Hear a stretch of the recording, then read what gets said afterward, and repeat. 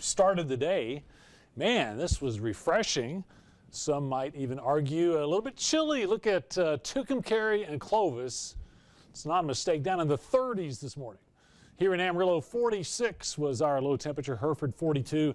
Dalhart, 41. We had a few 50s in the eastern part of the area. But man, it was cool and crisp when I took Daisy out first thing this morning. Nice start to the day, especially since the wind is down. There's live shots out across Hodgetown. Got a game going on. Pecos League, I believe. But anyway, what a day for baseball with clear skies and light winds. These are current temperatures. We've come up from the 30s and 40s into the 60s and even 70s. Clarendon right now is 71.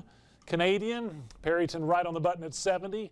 Childress is 76, and here in Amarillo, 67. Really the western part of the area, kind of in the upper 60s. But man, put all that together with some sunshine, temperatures near 70, and light winds for a change.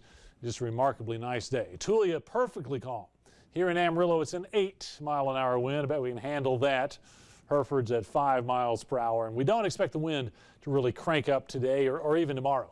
Very quiet zone here for May 20th, you know, kind of the peak of storm season. We're looking at quiet outlooks, storms well off to the east around the Mississippi. And back to our wind. Let's track it the rest of the day. We might get up to 10 to 15 miles per hour. And we calm back down overnight tonight. The evening looks wonderful. And temperatures, I think, are going to get right on up close to the 80-degree mark, probably just short from Amarillo here, about 78 degrees, 82 over at Childress. Again, it just kind of corroborates what we're talking about. Beautiful weather. Cool again tonight, probably not the 30s, but we'll have some 40s in the western part of the area. Amarillo down to about 50 degrees. Now tomorrow, though, healthy warm-up. Looks like we're going to head actually into the low 90s around Childress, Wellington, Memphis.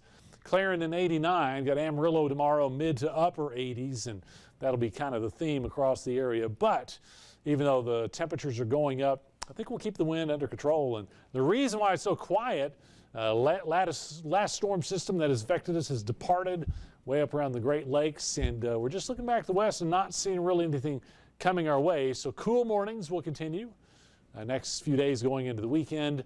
And the upper level flow pattern, very quiet, just kind of west-east across the country.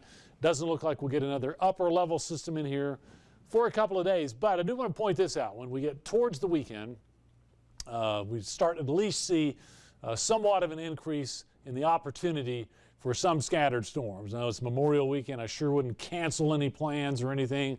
We'll start off scattered or isolated, but towards the weekend, if we get some things to come together, we might at least have the chance for a shower or thunderstorm.